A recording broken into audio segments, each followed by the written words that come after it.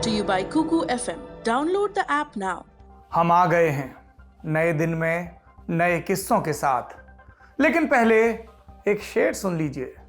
हनीफ कैफी कहते हैं, मुद्दतें गुजरी मुलाकात हुई थी तुमसे, मुद्दतें गुजरी मुलाकात हुई थी तुमसे, फिर कोई और ना आया नजर आईने में। बात महबूब की हो या महबूब शहर की, एक बार जो नजर में उतरा तो गया ही नहीं। बनारस भी अपने लिए कुछ कुछ वैसा ही है, लौट कर आना लाजमी था। आ भी रहे हैं, कब और कहां देख लीजिए। दिन शुक्रवार, तारीख 24 दिसंबर, वक्त दोपहर के 2 बजे और जगह गुरुधाम पार्क, भेलूपुर, बनारस। तो मेरे प्रिय शहर, महादेव के शहर बनारस और इसके आसपास के लोगों को यह न्योता है, बाद में ताने मत देना, समय से बताया नहीं। अब कैलेंडर तो आप पलटते नहीं होंगे, इसलिए फोन में भी रिमाइंडर सेट कर सकते हैं। रहना है गुरु, मौज कटेगी। बाकी बातें मिलने पर, फिलहाल मुद्दे पर चलते हैं, क्योंकि ब्रिटिश लीगल हिस्ट्री का सबसे हाई प्रोफाइल डिवोर्स केस, तलाक का मामला, इसमें फैसला आ गया है। इसके साथ सबसे महंगे तलाक का टैग जुड़ गया है। ये मामला एक देश के प्रधानमंत्री से जुड़ा है, इसकी पूरी कहानी बताएंगे। वैसे अलगाव की बात आई तो चीन भी याद आ गया। चीन में एक मजदूर रहता था, इमारतें बनाता, फिर एक दिन उसने अपनी इमारत खड़ी कर ली, दौलत और शोहरत की। दुनिया उसे कसीनो किंग के नाम से जानने लगी। 2 दशक तक चीन उसे झूला झुलाता रहा, लेकिन जब झूला झुलाने से मन भर गया तो जेल में डाल दिया, पूरा राजपाट खत्म कर दिया। अर्श से फर्श वाले मुहावरे का वो जीता जागता उदाहरण बन गया। अतीत का अरबपति और वर्तमान का संगीन आरोपी कौन है, उसकी कहानी क्या है, चीन ने उससे कट्टी क्यों की, ये भी विस्तार से बताएंगे। नमस्ते, मेरा नाम है सौरभ द्विवेदी और आप देख रहे हैं लल्लन टॉप का अंतरराष्ट्रीय प्रसंगों से जुड़ा कार्यक्रम दुनियादारी। आगे चलने से पहले एक और जरूरी सूचना, दुनियादारी के इस एपिसोड के पार्टनर हैं कुकू एफएम। ये एक ऑडियो बुक्स का प्लेटफॉर्म है जहां पर अलग अलग जॉनर की किताबें आपको श्रव्य माध्यम में यानी सुनने के लिहाज से मिलेंगी। लल्लन टॉप के व्यूअर्स के लिए खास ऑफर, प्रीमियम सब्सक्रिप्शन लेंगे तो 50% की छूट मिलेगी। कोड डालना होगा LT50। ये ऑफर पहले 250 यूजर्स के लिए है। अब ब्रिटेन में हुए तलाक की बात। यह कहानी प्रिंसेस हया और उनके पूर्व पति शेख मोहम्मद बिन राशिद अल मखतूम की है। कुछ ज्यादा ही शॉर्ट नाम नहीं है। प्रिंसेस हया जॉर्डन के किंग अब्दुल्ला की सौतेली बहन है।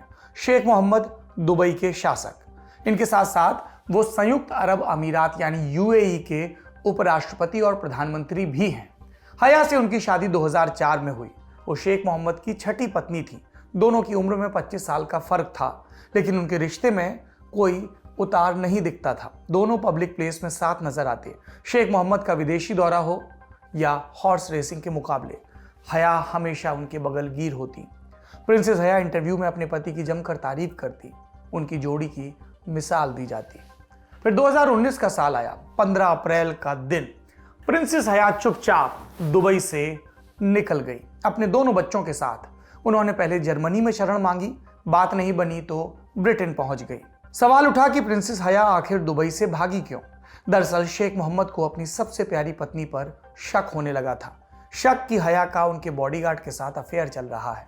इसको लेकर दोनों में झगड़ा हुआ। दुबई से निकलने से 2 महीने पहले ही शेख मोहम्मद ने हया को तलाक भी दे दिया, शरिया कानून के तहत।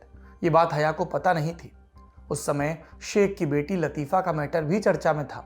लतीफ़ा भी अपनी मर्जी की जिंदगी जीना चाहती थी। उसने भी एक बार 2002 में भागने की कोशिश की थी, लेकिन उसे ओमान बॉर्डर पर पकड़ लिया गया था। दूसरी बार उसने 2018 में भागने का प्लान बनाया, UAE से निकल गई, लेकिन भारत के समुद्री तट पर उसे गिरफ्तार कर लिया गया। लतीफ़ा से पहले शेख की और एक और बेटी शमशा ने भी चंगुल से निकलने की कोशिश की, लेकिन UAE के एजेंट्स उसे दिन दहाड़े ब्रिटेन से किडनैप कर ले गए और उसके बाद से शमशा को घर में बंद रखा गया। किसी से मिलने बात करने की इजाज़त नहीं।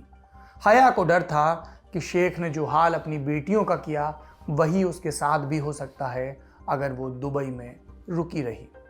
शेख मोहम्मद, उसने तलाक जरूर दिया था, लेकिन वो हया के साथ हुए बच्चों की कस्टडी छोड़ने के लिए तैयार नहीं था और इसको लेकर मई 2019 में ब्रिटेन की अदालत में मुकदमा शुरू हुआ। मई 2021 में अदालत ने बच्चों की कस्टडी प्रिंसेस हया को सौंपी। केस के दौरान ही ये सामने आया कि शेख मोहम्मद ने प्रिंसेस हया, उनके वकीलों और बॉडीगार्ड्स के फोन की भी निगरानी करवाई थी पेगासस के जरिए। नाम कुछ सुना लग रहा है? निगरानी फोन की ताकतवर लोग करवाते हैं। पेगासस कहता है ताकतवर लोगों को हम नहीं देते, सिर्फ सरकारों को देते हैं। सरकारें कहती हैं राष्ट्रीय सुरक्षा में इस्तेमाल होता है। यूएई की सरकार ऐसा ही कुछ बोल रही थी शेख के एजेंट्स ने, लेकिन इसका कैसे इस्तेमाल किया हम जान गए हैं। शेख के एजेंट्स ने इसके अलावा हया के घर के पास प्रॉपर्टी खरीदने की भी कोशिश की ताकि उनके ऊपर सीधी निगरानी रखी जा सके। हमने दुनियादारी में आपको प्रिंसेस हया और शेख मोहम्मद की कहानी पहले भी विस्तार से बताई है। उस विस्तार में आपको जाना हो तो आज के वीडियो के डिस्क्रिप्शन में लिंक मिल जाएगा। अब बताते हैं इस मामले में नया क्या हुआ। नया ये हुआ कि अदालत ने शेख मोहम्मद को समझौते के तहत लगभग 5,000 करोड़ रुपए चुकाने का आदेश दिया। इनमें आधी रकम बैंक गारंटी के तौर पर दी जाएगी। ये ब्रिटेन के कोर्ट में सेटल हुआ तलाक का सबसे महंगा मामला बताया जा रहा है। दिलचस्पी हो सकती है कि इन पैसों का इस्तेमाल कहां होगा, इस पर भी निर्देश है। पहला, बंगलों के रखरखाव में। प्रिंसेस हया की लंदन और सरी में 2 महंगी प्रॉपर्टीज हैं, उन्हें मेंटेन रखने के लिए अच्छी खासी रकम चाहिए। दूसरा, प्रिंसेस हया और उनके बच्चों की सुरक्षा। कोर्ट ने कहा हया को सबसे ज्यादा खतरा शेख मोहम्मद से है। शेख ने पारिवारिक मसले के लिए पेगासस का इस्तेमाल किया, पहले भी अपनी 2 बेटियों को किडनैप करवा चुका है, इसलिए हया के मामले में रिस्क नहीं लिया जा सकता। तीसरा मामला, बच्चों की पढ़ाई लिखाई में। प्रिंसेस हया को शेख मोहम्मद से 2 बच्चे हुए, बेटी 14 साल की, बेटा 9 साल का। दोनों की पढ़ाई पूरी होने तक हर साल 100 करोड़ रुपए दिए जाएंगे। इन सब के अलावा छुट्टी, एक नर्स और एक दाई का वेतन, परिवार के लिए बुलेट प्रूफ गाड़ियां, पालतू जानवरों को रखने में होने वाला खर्च भी जोड़ा गया है। काफी सस्ती है लाइफ। कोर्ट ने इस फिजूल खर्ची के लिए हया को लताड़ भी लगाई। मसलन हया का बेटा सिर्फ 9 साल का है, उसे गिफ्ट के तौर पर 3 महंगी कारें दी गई। जब प्रिंसेस हया दुबई में रहती थी तब उन्हें घर चलाने के लिए हर साल 8 अरब रुपए मिलते थे, दूसरे खर्चों के लिए 90 करोड़ अलग से। इसके अलावा हमेशा महंगे गिफ्ट भी। इसी रकम में से लगभग 60 करोड़ रुपए हया ने अपना अफेयर छिपाने के लिए भी दिए अपने 4 बॉडीगार्ड्स को, और उन्हीं में से एक के साथ शादी से पहले हया का अफेयर भी चल रहा था। ये बात सामने आई। वैसे कोर्ट की कार्रवाई के दौरान प्रिंसेस हया ने अपने लिए रुपए नहीं मांगे थे। कहा कि मेरे गिफ्ट और कपड़े दुबई में छूट गए हैं, मुझे बस उनके बदले पैसे दे दिए जाएं। इस मामले में शेख मोहम्मद की तरफ से क्या बयान आया? कहा गया कि प्रिंसेस हया के कपड़े और गिफ्ट्स उन्हें लौटा दिए जाएंगे। उन्होंने अपनी वेबसाइट से विरह और बेवफाई वाली कविताएं हटाने की बात भी कही है। शेख मोहम्मद ने ये कविताएं प्रिंसेस हया के लिए लिखी थी। हया ने कहा था इससे भी उन्हें खतरा महसूस हो रहा है। कोर्ट के फैसले पर शेख के वकील ने आधिकारिक बयान भी जारी किया, जिसमें कहा कि शेख हमेशा चाहेंगे कि उनके बच्चों को बेहतरीन परवरिश मिले। कोर्ट ने फैसला सुना दिया है तो अब कुछ और कहने की जरूरत नहीं है। दुबई के चैप्टर को हम यहीं पर रोकते हैं और चलते हैं मकाओ की तरफ। मकाओ चीन के दक्षिणी तट पर बसा एक स्वायत्त इलाका, हांगकांग की तरह। दोनों में एक खास अंतर भी है। हांगकांग पर ब्रिटेन का कब्जा हुआ करता था, जबकि मकाओ पर पुर्तगाल का। मकाओ में इंसानों की बसावट का सबसे पुराना निशान 5000 साल पहले का है। 3री शताब्दी ईसा पूर्व से मकाओ चीनी राजवंशों के नियंत्रण में रहा है। 5वीं शताब्दी के आसपास समुद्री जहाजों के ठहराव का केंद्र बना। 13वीं सदी में जब मंगोलों ने चीन पर आक्रमण किया तब लोग शरण लेने के लिए मकाओ भागे। उस दौरान 50,000 से ज्यादा शरणार्थी वहां पहुंचे और तब से मकाओ का शहरीकरण शुरू हुआ। फिर 16वीं सदी आई। 1557 में चीन ने मकाओ को पुर्तगाल को लीज पर दिया। इसका पोर्ट लंबे समय तक एशिया और यूरोप के बीच व्यापार का मुख्य केंद्र रहा। फिर 19वीं सदी के आखिर में चीन की राजशाही जब कमजोर हुई, गृह युद्ध शुरू हुआ, तो इसका फायदा उठाकर पुर्तगाल ने मकाओ को अपनी कॉलोनी डिक्लेयर कर दिया। फिर 1949 में कम्युनिस्ट क्रांति हुई और उसके बाद से चाइनीज लोग मकाओ और पहुंचने लगे। चीन का प्रतिनिधित्व बढ़ने लगा। फिर 1987 में चीन और पुर्तगाल के बीच समझौता हुआ। राजी हुए दोनों। तय हुआ कि दिसंबर 1999 में पुर्तगाल मकाओ पर से दावा छोड़ देगा और इसके अगले 50 साल तक मकाओ स्वायत्त रहेगा। वहां के लोगों के पास अपना प्रतिनिधि चुनने का अधिकार, मर्जी से यात्रा का हक, रक्षा और विदेशी मामलों में अंतिम निर्णय मेनलैंड यानी पीपल्स रिपब्लिक चाइना का होगा। 2049 के बाद मकाओ में चीन के सारे कानून लागू हो जाएंगे। ये तब तय हुआ था। हांगकांग के लिए भी ऐसी डेडलाइन थी 2047 की। हांगकांग में क्या हो रहा है हम जानते हैं। चीन का बढ़ता दखल, लोकतंत्र की मांग को लेकर प्रदर्शन, सब चीजें हमने आपको बताई। पर मकाओ के साथ ऐसा नहीं। वहां पर सब शांत है। जनता ने चीन का प्रभुत्व स्वीकार कर लिया। इसकी एक वजह यह भी कि आबादी का बड़ा हिस्सा मेनलैंड चाइना से आया था। चीन मकाओ को 1 नेशन 2 सिस्टम के आदर्श उदाहरण के तौर पर अब पेश भी करता है। दूसरी वजह है आर्थिक और भौगोलिक परिस्थिति से जुड़ाव। मकाओ की आबादी 7 लाख के करीब, क्षेत्रफल कम, प्रति व्यक्ति आय के मामले मकाओ दुनिया में आगे की कतार में। और इस समृद्धि की एक वजह है वहां का कसीनो बिजनेस। पुर्तगाल के शासन के समय मकाओ में कसीनो बिजनेस का एकाधिकार एक कंपनी के पास था। 2001 में चीन ने उसकी मोनोपोली खत्म कर दी। उसने अलग अलग देशों की कंपनियों को कसिनो खोलने का लाइसेंस दिया और इसके बाद मकाऊ में दुनिया की दिग्गज कंपनियों का आगमन हुआ। चीन में गैम्बलिंग को अपराध की श्रेणी में रखा गया है, लेकिन मकाऊ में ये लीगल है। वहां जाने के लिए वीजा या परमिट की जरूरत होती है। ये नियम चीन के नागरिकों पर भी लागू है। मकाऊ के कैसीनो बिजनेस का फोकस बड़े क्लाइंट्स पर था जो ज्यादा से ज्यादा खर्च कर सकें। ऐसे ग्राहकों को लाने के लिए उन्होंने कुछ अनुभवी लोग भी चुने जिन्हें जंकेट ऑपरेटर्स कहा गया। जिम्मा ग्राहक लाने से लेकर घुमाने और पैसा वसूलने तक का। इस फॉर्मूले पर मकाऊ का बिजनेस चल निकला और जल्दी इसने लास वेगास को पीछे छोड़ दिया। चीन को भी इससे अरबों खरबों का फायदा होने लगा टैक्स के तौर पर। लेकिन 2020 के साल में कोरोना ने मकाऊ के इस बिजनेस को भारी नुकसान पहुंचाया। सितंबर 2021 के बाद स्थिति सामान्य होने लगी, लेकिन फिर नवंबर में कुछ ऐसा हुआ कि आशंका के बादल पहले से गहरे हो गए। क्या हुआ? मकाऊ पुलिस ने 29 नवंबर को 11 लोगों को गिरफ्तार किया। कहा कि ये लोग मेनलैंड चाइना में अवैध तरीके से ऑनलाइन कैसीनो बिजनेस चला रहे थे।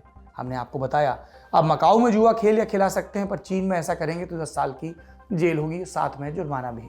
छापेदारी के 2 दिनों बाद छापेमारी के पता चला कि गिरफ्तार लोगों में से एक व्यक्ति है एल्विन चाओ। चाओ जंकेट कंपनी सन सिटी ग्रुप का बॉस है। ये सन सिटी ग्रुप वही ग्रुप था जिसने कैसीनो बिजनेस में सबसे ज्यादा पैसा कमाया। एल्विन चाओ 1974 में मकाऊ में ही पैदा हुआ था। शुरुआती दौर में कंस्ट्रक्शन सेक्टर में मजदूरी की, फिर माफिया बॉस वॉन कुकी के साथ काम करना शुरू किया। वॉन के गिरोह में एक वक्त में 10,000 से ज्यादा लोग थे। जब पुर्तगाल चला गया और चीन का शिकंजा कसना शुरू हुआ तो वॉन पकड़ा गया, 15 साल के लिए जेल चला गया। चाओ जेल में भी पुराने बॉस से मिलने जाता रहा। वॉन चाओ से खुश हो गया। उसने अपने एक दोस्त को मनाया कि वो चाओ को कुछ पैसों की मदद करे और इसी पैसे से 2007 में सन सिटी ग्रुप की नींव रखी गई। ये ग्रुप फिलहाल मकाऊ के जंकेट बिजनेस के 40% हिस्से पर नियंत्रण रखता है। इसमें सबसे बड़ी भूमिका चाओ की थी। वो अमीर लोगों को आसानी से आकर्षित करता। जब सन सिटी बड़ी हुई तो उसने फिल्म और रियल एस्टेट में इन्वेस्टमेंट शुरू किया। लगातार नए ग्राहक मकाऊ आते रहे, लगातार उसकी कीमत में इजाफा होता रहा।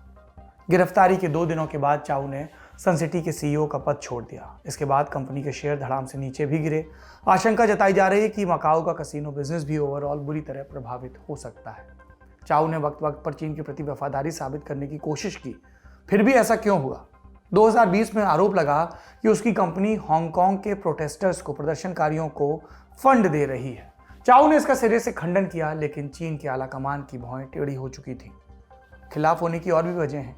चीन के राष्ट्रपति शी जिनपिंग ने 2014 में करप्शन के खिलाफ एक अभियान शुरू किया था।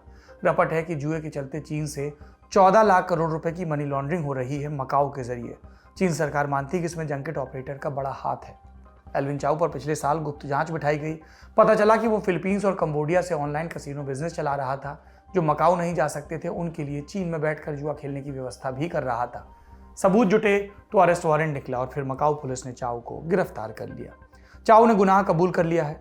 एक वक्त तक पेपराजी के ज़ेहन और एंटरटेनमेंट अखबार की सुर्खियों में रहने वाला अरबपति बिजनेसमैन टाइकून अब जेल में है। अदालती कार्रवाई की औपचारिकता जल्द पूरी होगी और बहुत मुमकिन है कि ये उसके करियर का अंत हो।